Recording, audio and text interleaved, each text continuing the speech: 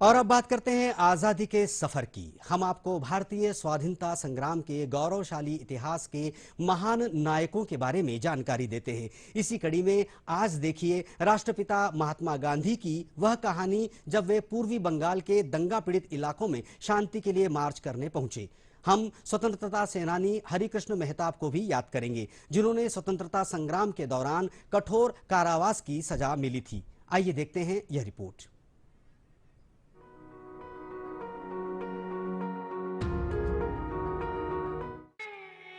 2 जनवरी 1947 को महात्मा गांधी ने पूर्वी बंगाल में दंगा पीड़ित क्षेत्रों में शांति मार्च शुरू किया था।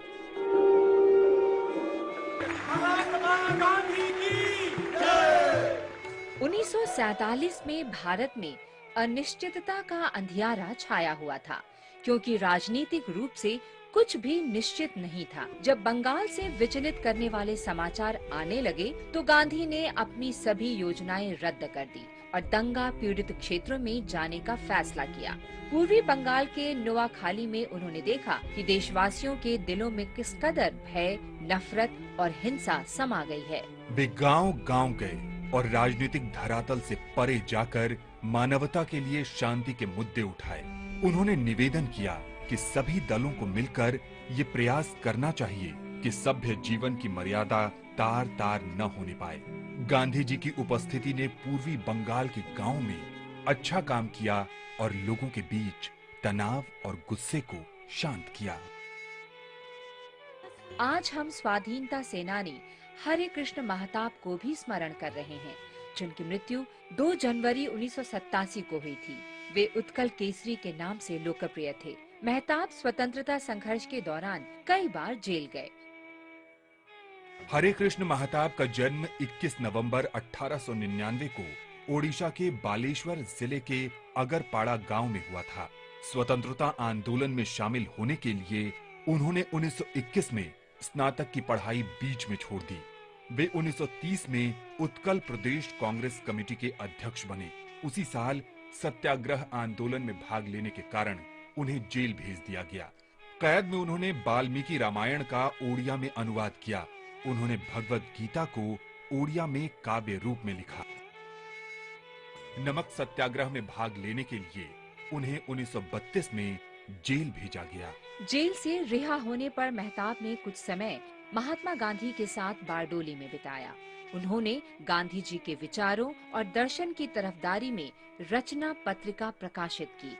1942 में भारत छोड़ो आंदोलन के दौरान देश के शीर्ष राजनीतिक नेतृत्व के साथ उन्हें भी गिरफ्तार किया गया। वे 2.5 साल तक अहमदनगर किले की जेल में बंद रहे और मई 1945 में रिहा किए गए। महताब ओडिशा के प्रथम मुख्यमंत्री थे।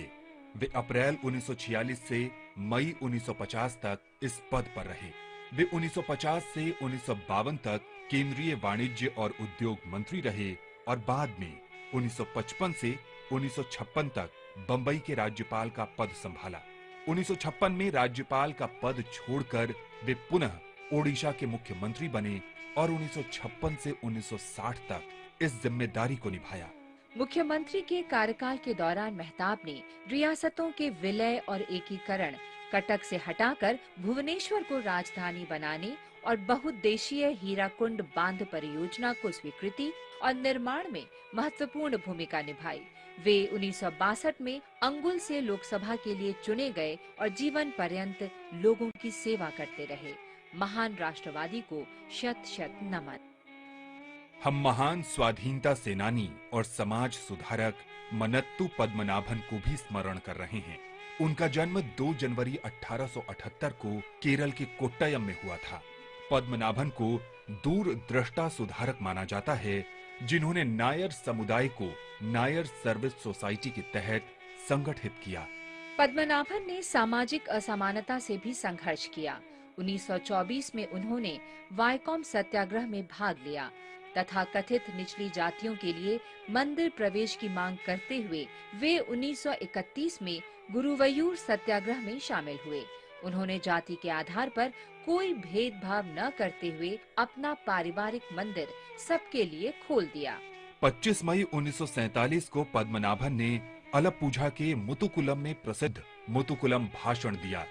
भारत के स्वाधीनता आंदोलन में भाग लेने पर 14 जुलाई 1947 को उन्हें गिरफ्तार किया गया। स्वतंत्रता के बाद पद्मनाभन राजनीति में आ गए और लोगों की सेवा करते रहे। महान स्वाधीनता सेनानी को शत शत नमन।